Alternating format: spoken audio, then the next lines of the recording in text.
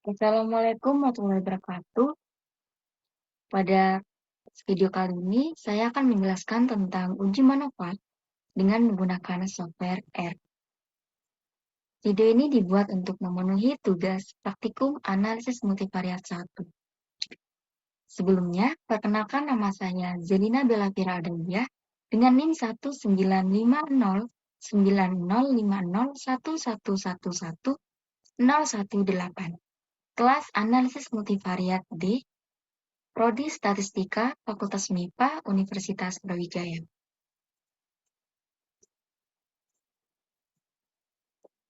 Pertama, pengertian MANOVA. MANOVA merupakan singkatan dari Multivariate Analysis of Variance.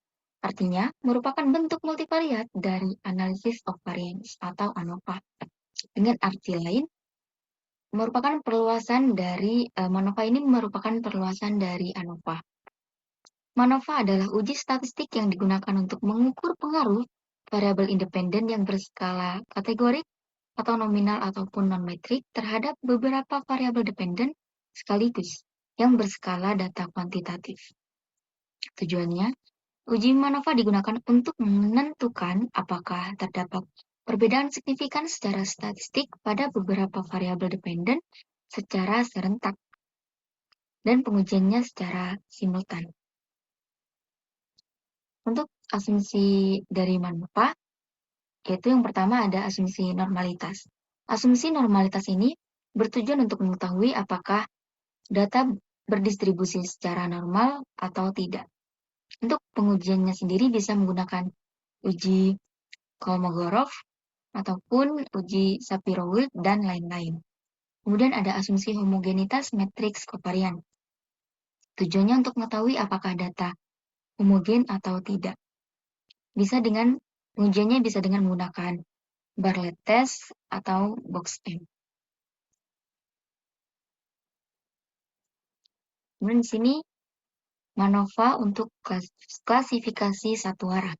Modelnya vektor XIJ sama dengan vektor mu ditambah vektor tau J ditambah vektor EIJ. Dengan I1,2 sampai dengan NJ dan J1,2 sampai dengan K. Untuk XIJ di sini merupakan sampel acak dan mu di sini merupakan pengaruh umum pada vektor hasil dan untuk tau merupakan pengaruh perlakuan G dan untuk K di sini merupakan kesalahan atau galat. Langkah-langkahnya untuk pengujian MANOVA yang pertama ada hipotesis pengujian. Untuk H0-nya vektor mu1 sama dengan vektor mu2 dan sampai sama dengan vektor mu-K. Untuk H1-nya vektor mu-I tidak sama dengan vektor mu-J. Dengan I tidak sama dengan J. Kemudian selanjutnya ada statistik uji untuk tabel MANOVA. Ada sumber keragaman perlakuan, galat, dan total. Untuk JK perlakuan, ada vektor H, untuk JK galat ada vektor E, dan JK total ada vektor T. Dengan rumus untuk perhitungan JK tersebut tertera pada PPT. Dan untuk DB perlakuan, ada K-1 untuk galat N-K dan total N-1. N merupakan jumlah data, dan K merupakan perlakuan. Jumlah perlakuan. Kemudian ada kriteria pengujian atau statistik uji.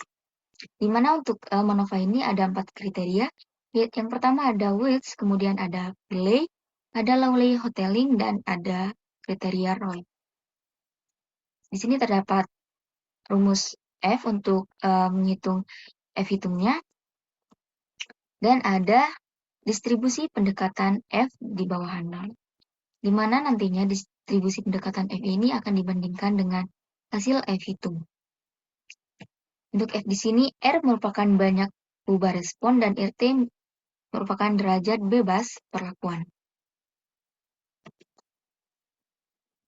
Kemudian terdapat contoh soal studi kasus, yaitu tujuan penelitian ini adalah untuk mengetahui apakah terdapat perbedaan pengaruh yang nyata antara perlakuan. Ada 3 perlakuan, yaitu kontrol, kloroquine, dan NaC 0,25 terhadap jumlah MDA pada hari ketiga kelima, dan ketujuh secara bersama-sama. Data yang diperoleh sebagai berikut, dan di sini saya ada keterangan bahwa MDA3 adalah Y1, MDA5 adalah Y2, dan MDA7 adalah Y3. Kemudian untuk menjawab soal ini menggunakan software R. Dalam software R, pertama kita mengimport data.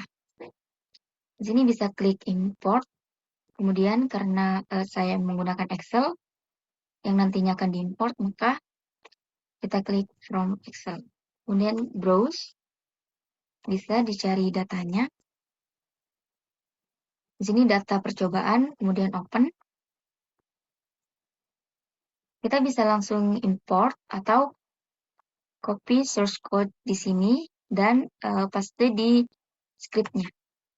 Kemudian di run. Untuk saat ini kita import. Maka di sini akan terlihat tabel perlakuan. Y1, Y2, dan Y3. Tabel dari data soal yang tadi. Setelah kita import data, kemudian menulis matriks untuk Y1, Y2, Y3, dan perlakuan. Di mana untuk Y1, Y2, Y3, dan perlakuan ini memiliki row 9 dan kolom 1 untuk setiap variabelnya. Setelah itu, dengan source code di sini, kita run, maka akan terlihat matriks-matriks yang ada pada outputnya. Setelah itu, kita menggabungkan data menggunakan data frame antara perlakuan Y1, Y2, dan Y3, dan diberi nama data soal. Kemudian kita blok dan run. Maka akan terlihat perlakuan Y1, Y2, dan Y3 dalam data frame. Kemudian di sini ada X, yaitu adalah faktor untuk membuat faktor. Dan di sini untuk menampilkan X, di mana di sini mengartikan bahwa ada 3 perlakuan, dengan setiap perlakuan ada 3 ulangan. Kemudian untuk selanjutnya, lanjut kepada asumsi normalitas multivariat. Di sini menggunakan package mv-nom-test dengan source code ada menggunakan ms-sapiro.test dan menguji Y1, Y2, dan Y3. Setelah tertulis, terketik, maka kita klik run. Di outputnya akan didapatkan hasil dari normalitas multivariatnya. Menggunakan uji Shapiro-Wilk untuk ketiga variabel Y1, Y2, dan Y3.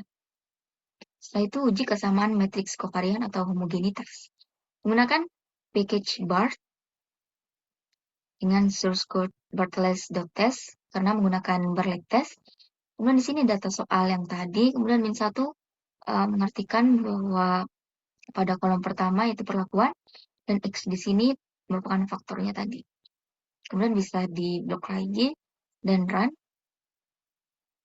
maka akan didapatkan hasil uji Bartlett testnya di sini. Dan kemudian ada uji MANOVA menggunakan package mv-nom-test. Sini ada MANOVA-RES untuk Y1, Y2, dan perlakuan dengan data tadi data soal. Dan summary ada 4 tes yaitu Pillay, Roy, Wilks, Hotelling, Lawley. Di sini kita ketik semua untuk source code-nya dan bisa kita blok dan kemudian di run. Maka didapatkan hasil dari keempat uji tes tersebut, yaitu untuk Pillay, Roy, Wilks, dan Hotelling, Lawley, di mana akan terlihat p-value-nya. Setelah didapatkan hasil, maka kita akan menaruh dalam suatu hipotesis dan kesimpulan.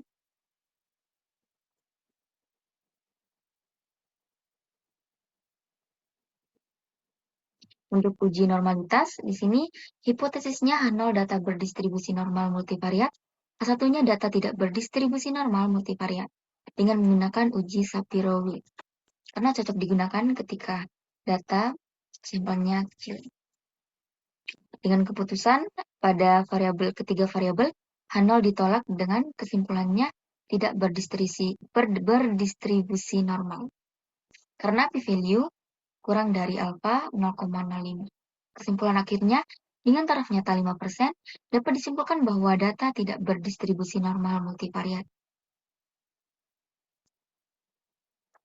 Kemudian, ada uji homogenitas dengan hipotesis H0, matriks covariance data homogen, untuk K1-nya matriks covarian data tidak homogen, dengan menggunakan Bartlett test.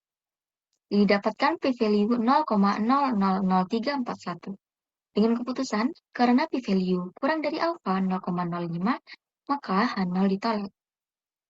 Kesimpulannya, dengan taraf nyata 5%, dapat disimpulkan bahwa data tidak homogen. Kemudian lanjut dalam pengujian ANOVA. Hipotesis H0, μ1 sama dengan μ2 sama dengan μ3. H1-nya paling tidak ada satu yang berbeda. Kemudian terdapat output keempat kriteria uji tadi, yaitu ada pengujian Pillay, Roy, Wilks, dan Lawley-Hotelling. Untuk keputusannya, untuk pengujian Pillay, H0 diterima, dan untuk ketiga pengujian lainnya, H0 ditolak, yaitu Roy, Wilks, Lawley-Hotelling, keputusannya H0 ditolak semua. Pada studi kasus kali ini menggunakan tes Pillay, karena dari keempat uji tadi hasilnya berbeda-beda, dan tes Pillay ini cocok ketika suatu data tidak memenuhi asumsi homogenitas dan berdistribusi dengan sampel yang kecil. Didapatkan p-value sebesar 0,05379. Keputusannya, karena p-value Pillay test 0,05379 lebih dari alfa 0,05, maka H0 diterima. Kesimpulan akhirnya, dengan tingkat signifikansi 5%, dapat disimpulkan bahwa tidak terdapat perbedaan pengaruh yang nyata antara perlakuan kontrol kloroquine NaC 0,25 terhadap jumlah MDA pada hari ketiga, kelima, dan ketujuh secara bersama-sama atau secara simultan. Demikian yang bisa saya sampaikan, kurang lebihnya mohon maaf. Terima kasih. Wassalamualaikum warahmatullahi wabarakatuh.